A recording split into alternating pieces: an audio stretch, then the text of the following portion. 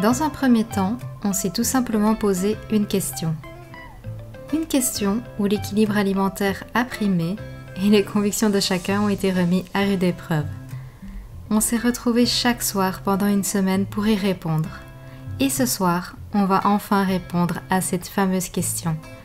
Alors finalement, manger healthy pour moins d'€1, est-ce vraiment possible ? Bonjour YouTube, bienvenue dans cette nouvelle vidéo où je suis comme d'habitude très heureuse de te retrouver. Ça y est, nous y sommes, le dernier jour de mon défi tout petit budget. Est-il possible de manger pour moins de €1 par repas tout en mangeant gourmand, healthy, en se faisant plaisir? C'est la question que je me suis posée tout au long de cette semaine et nous allons enfin y répondre par cette ultime vidéo.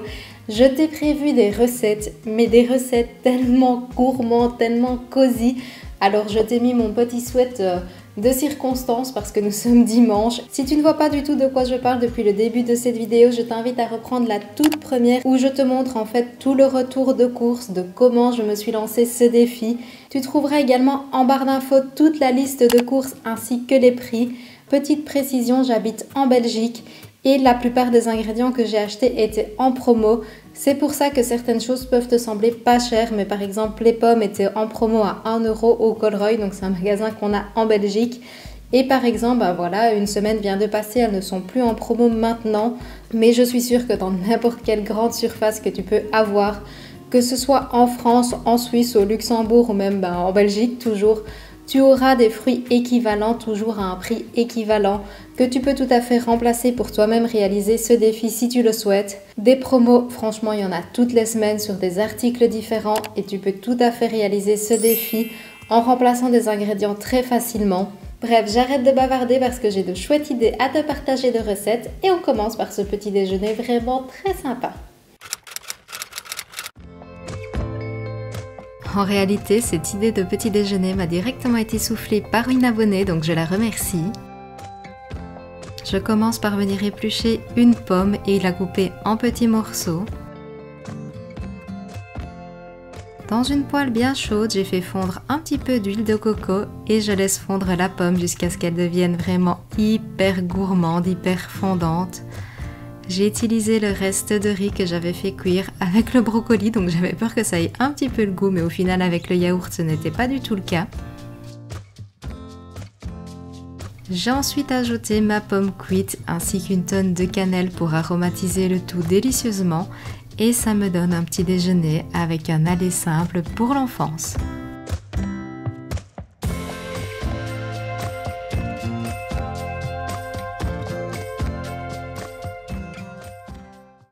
J'en profite d'ailleurs par ici pour te remercier pour tous les retours hyper positifs que j'ai par rapport à ce défi. Je suis tellement heureuse d'avoir partagé cette aventure avec vous, vous pouvez pas savoir. C'est pas encore la fin parce que la journée est loin d'être finie, mais un petit coup de nostalgie quand même parce que c'est le dernier jour et que ça me fait tout bizarre. Donc sincèrement, merci. Et je vais arrêter de vous dire tout ça maintenant parce que c'est pas fini et que j'ai encore plein de chouettes choses à vous partager.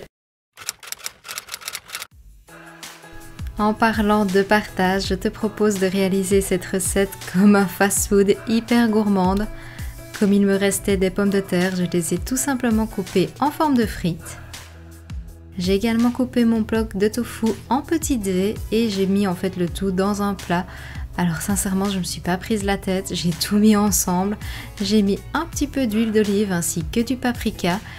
Personnellement, je dispose d'une air fryer, c'est un appareil que j'adore, mais au four, ça fonctionne très bien aussi.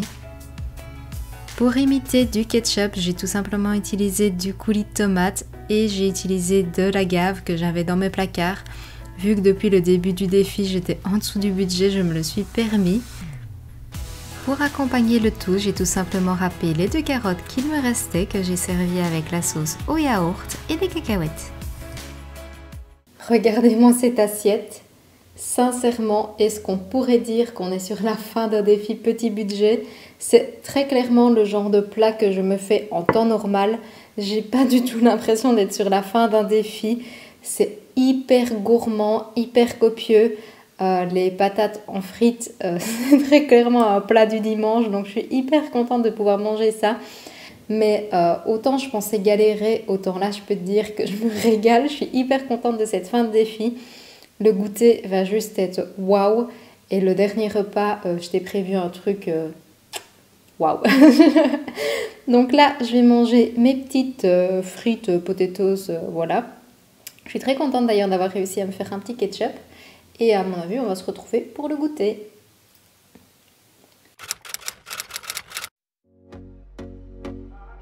Comme à la fin de ce défi, il me restait pas mal de fruits, je me suis permise de réaliser un crumble. J'ai tout simplement coupé en petits morceaux une pomme et une poire. Dans un blender, je suis venue mixer 25 g de cacahuètes ainsi que des flocons d'avoine. Tu peux mettre un petit peu moins de cacahuètes si tu le souhaites moins gras, mais moi je t'avoue que pour moi c'était jour de fête. Il suffit ensuite d'écraser la demi-banane qu'il nous reste et de mettre en fait notre mélange. 50 ml de lait de soja pour lier le tout. Alors sincèrement j'ai fait au pifomètre, donc n'hésite pas à ajuster la quantité. J'ai versé tout le reste des framboises qu'il me restait de ce défi. J'ai recouvert ensuite la préparation de la pâte, bien tassée pour tout recouvrir et enfourner. Après 15 minutes, j'obtiens ce crumble. La croûte était hyper croustillante. C'est une recette vraiment hyper gourmande que je vais tenter de refaire vraiment hors défi parce que c'était vraiment super bon.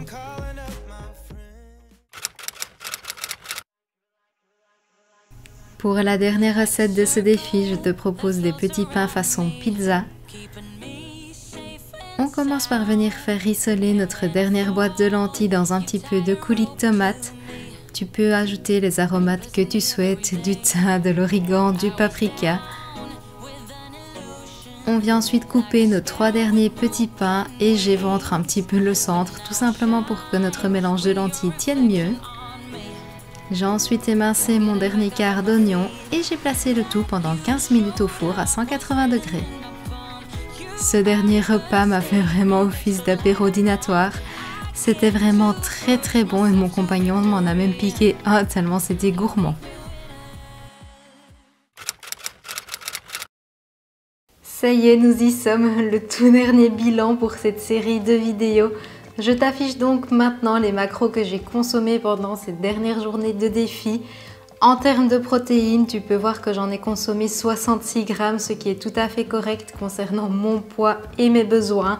Pour la moyenne, j'ai consommé au total 1836 calories chaque jour, si tu répartis ça donc sur la moyenne.